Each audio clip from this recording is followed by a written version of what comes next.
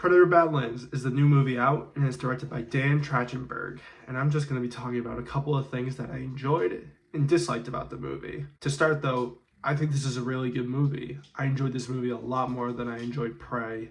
Prey just didn't really work for me for some reason. While all the stuff with the Predator were awesome, I wasn't a fan of the main character of the movie, and I think the time period and the dialogue in that time period, it just didn't work with me in that movie. But this movie, with the Predator as the main character and following his journey, I think it really worked for this movie. And I applaud Dan Trachtenberg for trying something new here, and ultimately, I think it really succeeded.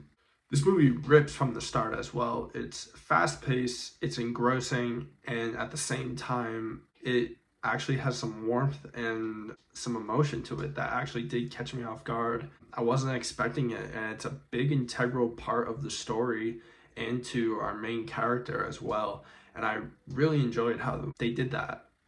The practical effects of the Predator are great. I've been seeing a lot of discourse on Twitter or X about his character design and the way he looks, and it's a decline of what the Predator used to look like, but I really do like the way he looks. He's got some extra color to him, especially with his hair, and I don't know, I applaud them for going the practical effects route in today's day and age. I think it looked really great. Now, if you're like me, I went into this movie pretty much for the action and to see the Predator do some really, really cool stuff.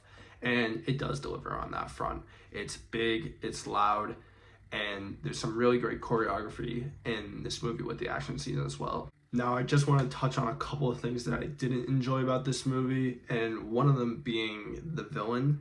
Elle Fanning plays a villain in this movie, but she also plays the Predator's buddy in this as well. The villain aspect of her character just didn't really work for me.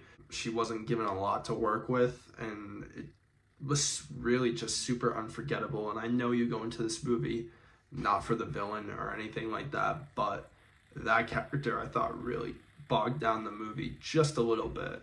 And while the first half of this movie I think flies by, the first 45 minutes to an hour of this movie are great. The second into the third act, it does slow down a bit.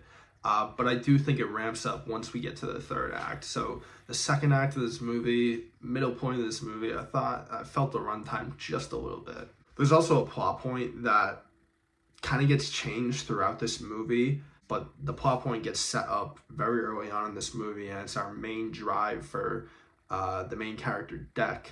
But that gets kind of abandoned somewhere towards the end of this movie, and I do wish that it kind of stayed more on that path of what the first 10-15 minutes of this movie was setting out for us. But ultimately, once you see the movie, you'll know exactly how it ends, and I do really enjoy the ending of this movie, and I thought it worked great. Overall though, the positives heavily outweigh the negatives, and I had a blast with this movie. I do think it knows exactly the type of movie it wants to be, and there's nothing wrong with that. If you want to watch the Predator do some really cool shit and see some really great action, you're going to really enjoy this movie. And I do think it's one of the better buddy movies that we've gotten in a few years. I would definitely recommend you go and see Predator Badlands in a movie theater. And if you enjoyed this, let me know. And I will see you guys soon with the next review. Thank you.